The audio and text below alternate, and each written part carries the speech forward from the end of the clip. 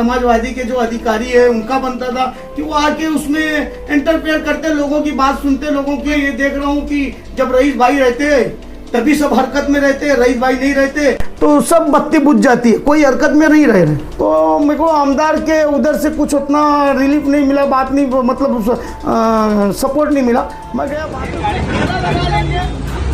लगाने के बाद उसको तो बोले नहीं तो मतलब इसकी वजह से बहुत तकलीफ होगी और यहाँ से फौरन आप लोग इसको हटाओ। उन लोग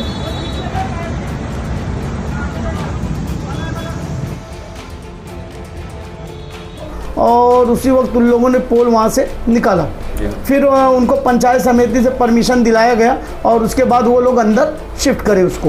अच्छा, मैं जब आया था आप लोग तो सामने ही बैठा था ना, आया नहीं। नीचे करंट भी लग सकता है, आग भी लग सकती है, तो हम लोग बहुत तकलीफ में। टोरेंट वाले ओटा बना रहे, बात नहीं मान रहे। आप जरा आके उनसे बात करो अपने हिसाब से।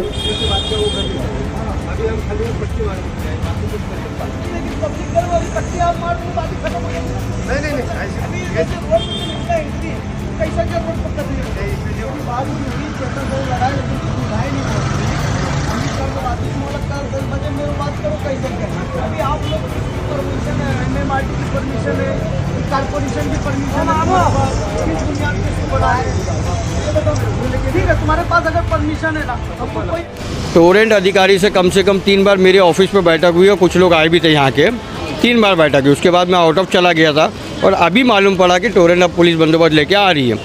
अच्छा, अगर इस्माइल भाई की 3 बार बात हो चुकी थी तो मेरे को बहुत ही हैरत हो रही है कि अगर उनकी 3 बार बात हो गई तो फिर उसके बाद टोरेंट वाले ने ओटा क्यों बनाए और वहाँ के लोगों ने मुझे क्यों बुलाया उसके लिए। अगर अभी तक आपने द वॉइस को सब्सक्राइब नहीं किया है तो एक औरत के लिए माँ बनने का एहसास सबसे खास होता है और इसी एहसास को और खास बनाने के लिए श्री साई सेवा संस्था लाए है जरूरतमंद औरतों के लिए एक खास कैंप। संस्था द्वारा नॉर्मल डिलीवरी मात्र 8,000 रुपए में दवाइयों के साथ और फर्स्ट सिजेरियन मात्र 25,000 रुपए में दवाइयों के साथ रखा गया है। ये कैंप गैबीपीर हॉस्पिटल में लगाया गया है जिसकी आखिरी तारीख 31 दिसंबर तक रखी गई है। गैबीपीर hospital near Amjadia school, Shanti Nagar. Shah Alam भाई जानकारी देंगे कि कल गैबी नगर के आरसीसी रोड का जो निर्माण हो रहा है इसमें 2262 स्कूल नंबर के सामने आपका टोरेंट वालों से क्या विवाद हुआ था, इसके बारे में थोड़ा सा बताइए।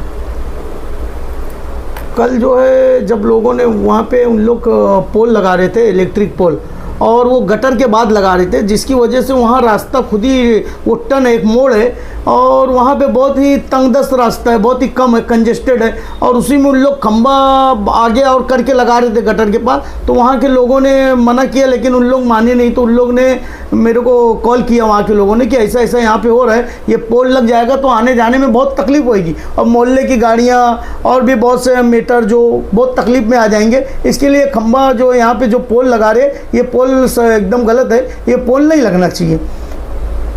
तो फिर उसके बाद जब उन लोगों का कॉल आया तो मैं वहाँ पे पहुँचा टोरेंट वालों के पास और मैंने उनसे पूछा कि आप लोगों को किसने परमिशन दी है ये लगाने के लिए, MMRD की तरफ से परमिशन है कि कारपोरेशन की तरफ से परमिशन है। तो उन लोग ने बोले कि नहीं हमको ऐसा लगाने दो, टेम्परेरी लगा रहे हैं फिर हम हटा लेंगे। तो बोला अगर ऐसा लगाना है तो तुम अंदर जो ज़मीन पड़ी है पंचायत समिति की उसमें लगाओ। तो बोले उसमें परमिशन नहीं हमको है। तो बोला अगर उसमें परमिशन नहीं है तुमको तो यहाँ परमिशन किसने दी है तुमको। फिर मैंने BMC में भी फ़ोन किया तो उन लोग बोले हमारी तरफ से कोई परमिशन नहीं है इनको, ये अपना लगा रहे, तुम लोग अपने हिसाब से देखो, अगर वो गलत है तो फिर तुम अपने हिसाब से बात करो उनसे। तो मैंने टोरेंट के ऑफिसर से पूछा भाई अगर परमिशन है लीगल तरफ से लगा रहे तो ठीक है लेकिन उसका हमको बताओ।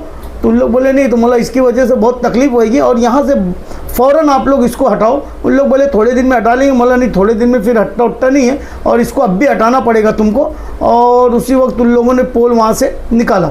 तो फिर पोल को कहाँ शिफ्ट किया गया? फिर उनको पंचायत समिति से परमिशन दिलाया गया और उसके बाद वो लोग अंदर शिफ्ट करे उसको। शाह आलम भाई, औलिया मस्जिद के आगे जो ट्रांसफार्मर है उसको भी लेकर कुछ विवाद हुआ था कि टोरेंट वाले बिना परमिशन के जो है ट्रांसफार्मर को खाली पीछे कर रहे थे।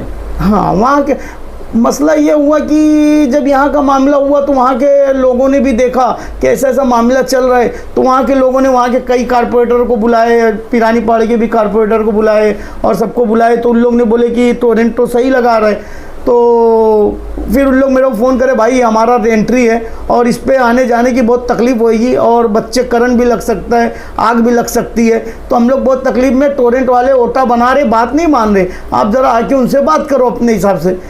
तो फिर मैं वहाँ पे गया उनसे, टोरेंट वालों से बात करने के लिए। तो इस्माइल भाई का तो कहना है कि 3 बार उनकी बात हो चुकी है टोरेंट वालों से। किससे बात हो चुकी है? टोरेंट वालों से।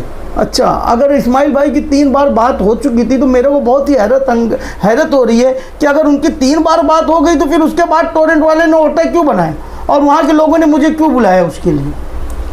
ये तो बहुत ही हैरत अंगेज बात है कि 3 बार बात होने के बाद क्या बात हुई थी? ओटा बनाने की बात हुई थी कि नहीं बनाने की बात हुई थी? मेरे तो ये समझ में नहीं आ रही बात।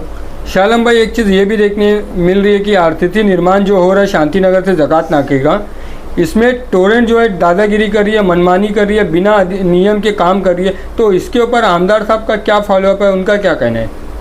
देखो, इसके ऊपर टोरेंट क्या कर रही है, आमदार साहब से क्या मीटिंग हुई और उनकी अनुमति से कर रहे, क्या कर रहे, अभी वो तो मैं नहीं बता सकता हूँ कि क्यों नहीं टोरेंट के ऊपर वो अपना बात कर रहे हैं और फिर टोरेंट की क्या मजबूरियाँ भी हो सकती है कि क्या है टोरेंट का मामला, कि वो खुलासा तो आमदार साहब करेंगे या फिर टोरेंट वाले करेंगे कि क्या मसला है कि ऐसा काम हो रहा है जिसकी वजह से लोगों को ऑब्जेक्शन जगह जगह पे आ रही है। शाह आलम भाई, जब आपको लोगों ने कॉल करके बुलाया ट्रांसफार्मर के लिए और उसके धक्के के लिए, तो उसमें आपके ऑफिसर से क्या बात हुई या रईस भाई का इसमें क्या इंटरफेयर रहा, इसके बारे में थोड़ा सा बताइए, क्योंकि देखा है तो अभी कई पॉलिटिकल पार्टी के लोग भी सामने आ रहे हैं कि हमने कराया, ऐसा वैसा विरोध कर रहे हैं। जब मैं वहाँ पे गया तो मैंने टोरेंट के ऑफिसर से फ़ोन पे बात भी किया और मैं बोला, देखो पब्लिक में बहुत बेचैनी है और पब्लिक में गुस्सा बहुत बढ़ रहा है, इसलिए आप लोग अच्छे से उसको काम करो। तो उसमें जो है टोरेंट के ऑफिसर से मेरी बात हुई, अमित नाम से, तो उसने बोला ठीक है हम चर्चा करेंगे, उस पर बैठक करेंगे, पब्लिक से बात करके फिर जो भी मामला हल होगा उसका हल निकाला जाएगा और किसी को तकलीफ़ नहीं दी जाएगी और कायदे पैमाने से काम होगा। फिर जब मैं वहाँ गया तो मैं उन लोगों से पूछा कि भाई ये बताओ तुम्हारे पास MMRDA का परमिशन है क्या, BNCMC का परमिशन है क्या, फिर तुम बगैर इसके कैसे लगा रहे? अगर तुम इस तरह लगा रहे हो तो तुम्हारे ऊपर तो FIR भी हो सकती है। भाई ये गलत तरीके से अगर कोई चीज़ बनाई जा रही है तो उसको बर्दाश्त नहीं किया जाएगा, इसलिए पब्लिक की अनुमति से जो भी काम होता है पब्लिक की अनुमति से करा जाए। उसमें आमदार साहब के पास मामला ये हुआ, आमदार साहब इस वक्त आउट ऑफ कंट्री है, इसलिए उनसे बात नहीं हो पाई लोगों की, नहीं तो लोग उनके पास जाते हैं आमदार साहब पर। लेकिन मैंने उनके साथ जो रहता है जावेद उससे बात करा तो बोला मैं अपने कुछ निजी मामले में बहुत उलझा हुआ हूँ, मैं नहीं आ पाऊँगा, तो आप ज़रा देखो अपने हिसाब से जाके। तो मेरे को आमदार के उधर से कुछ उतना रिलीफ नहीं मिला, बात नहीं मतलब सपोर्ट नहीं मिला। मैं गया, बात वोत करा, बहरहाल उसके बाद फिर रात में संतोष अन्ना भी मेरे को मिले थे शादी में, उनसे भी मैं बोला ये बात कि ऐसा ऐसा मामला है, तो बोले कल विज़िट करेंगे, तुम भी आना, मैं भी रहूँगा, अपन बात करेंगे। लेकिन मसला ये हुआ कि मैं कल सुबह में नहीं था यहाँ पे भिवंडी में, तो इस हिसाब से मेरी बातचीत नहीं हो पाई, मैं वहाँ पर नहीं जा पाया। जावेद ने मेरे को बताया कि जैसे शांतिनगर पुलिस चौकी के सामने एक डब्बा लगा है, वैसे ही ऊपर करके डब्बा लगाएंगे, तो उसका फोटो भी मेरे को भेजा, बोले ऐसा लगेगा। तो जब मैं वहाँ टोरेंट वाले से पूछा तो उन लोगों ने बोले बिल्डिंग है, पहला माला है, इसलिए ऊंचा करके नहीं लगाएंगे।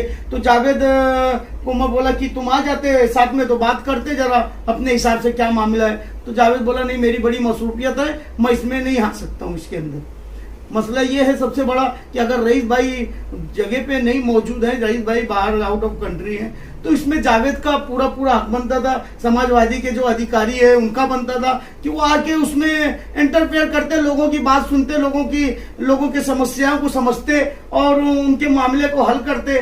लेकिन मैं ये देख रहा हूँ कि जब रईस भाई रहते तभी सब हरकत में रहते, रईस भाई नहीं रहते तो सब बत्ती बुझ जाती है, कोई हरकत में नहीं रह रहे।